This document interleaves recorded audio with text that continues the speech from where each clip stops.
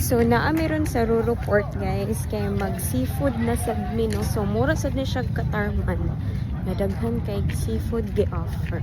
So just like in Katarman guys, naa say mga klase-klaseng seafood diri, swaki number 1 and saang binga daghan na apoy paluto nga mga fresh kayo nga isda.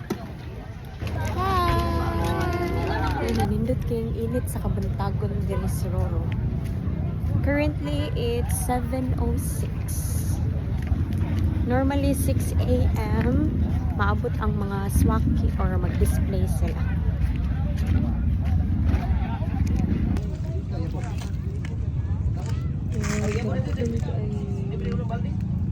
So, mauni among gi-order guys na malit mi kang batang mangingisda og swaki. I think this is 150 and tanawa. Dagko siya, so we'll see again if dagko bang unod.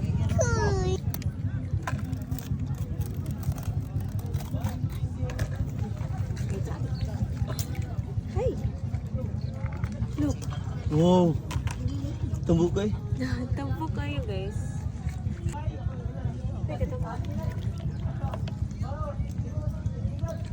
So, awa, dagko kayo guys.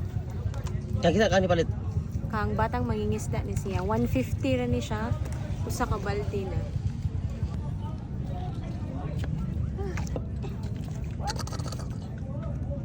Amya.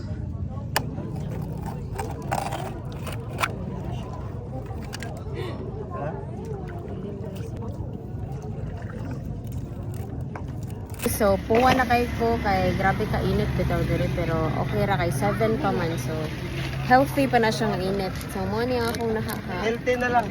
healthy na lang. So, mo ni akong wala na ako nahurot kay grabe gud ka init. Usa pa ni siya ka balde. So, muragwap ako katunga sa ako ang But, okay na ni siya.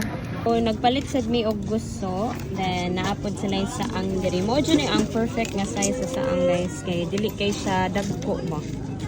And, naa sila yung daing. Sinugba ni siya nga daing.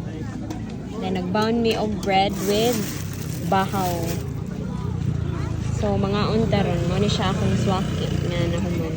Mga na mi guys, kay gutom na good. Medyo gutom na. Mo ni among setup karon dire no, nagdamig table tapos nagdaramig chairs, then nagpaluyo rami sa amo ang sakyanan kay actually hawan jud kay diri wala tay kanang makataguan gani. So iyahay na lang tagpaningkamot asa ta makatago. Nagda silang inday na laagan og andi sukalam. Di gini mawagtang sa amo